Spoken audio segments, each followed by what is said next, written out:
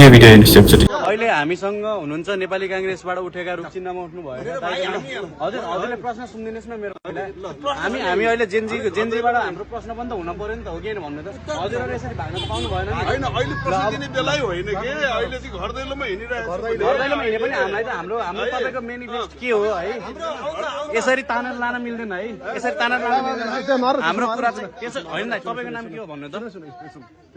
हैन न मैले मेरो कुरा सोध्न पाउँछु कि पाउँदिन भन्नु त पाइन्छ हाम्रो सभापति हुनुहुन्छ सभापति सोध्नुहोस् म मेरो ठाउँमा आउन पाउँदा उहाँहरूले जबरजस्ती गरेर लानु भएको छ मलाई प्रश्न सोध्ने अधिकार पनि दिनु भएको छैन लिएर जानु भयो नि त उहाँ हैन मैले प्रश्न त गर्न पाउनु पर्यो नि त रुखचिन्हबाट हाम्रो के गुरुङ मनोज गुरुङ उठ्नु भएको रहेछ काशी क्षेत्र नम्बर 3 बाट उहाँ चाहिँ भाग्नु भयो मैले प्रश्न सोध्छु भन्दाखेरि भाग्नु भयो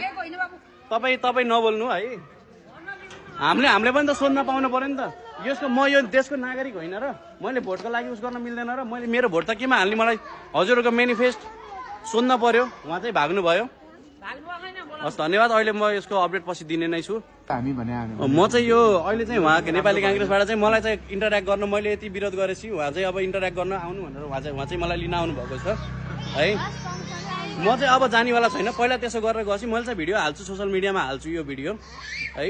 उहाँले चाहिँ अब मलाई यस्तो गर्नु होइन म अब चाहिँ जानेवाला छैन यति नेपाली कांग्रेसले अबको युवालाई यस्तो गरेपछि हामीले केही कुरामा सोध्छु भन्दाखेरि सोध्न दिनु भएन होइन यो भनेको एकदम नराम्रो हो क्या फेरि पहिलाकै दोहोरियो नि त नि अब त पहिलाकै सिस्टम दोहोरियो है अब पहिलाकै सिस्टम दोहोरिएपछि त अब त्यो हुने कुरा भएन हामीलाई चेन्ज चाहिएको हो होइन हो कि सर भन्नु अब मैले राम्रो मुखले हजुरसँग केही भिडियो बनाउन चाहन्छु भन्दाखेरि अरू मान्छे आएर चाहिँ उहाँको कार्यकर्ता हुनुहुन्छ के हुनुहुन्छ म पक्कै पनि झोले भन्न चाहन्छु उहाँको झोलेहरू हुनुहुन्छ म पनि झोले हो होइन भएको कुरा भनेको मैले उहाँलाई मैले इन्टरेक्ट गर्दाखेरि उहाँ चाहिँ जानुभयो यो देशको म पनि जेनजी हो हाम्रो त्यत्रो जेनजी साथी उम्मेदवारलाई मैले यहाँ मेरो अगाडि भिडियो छ त म देखाउने भएको छु है हस् धन्यवाद।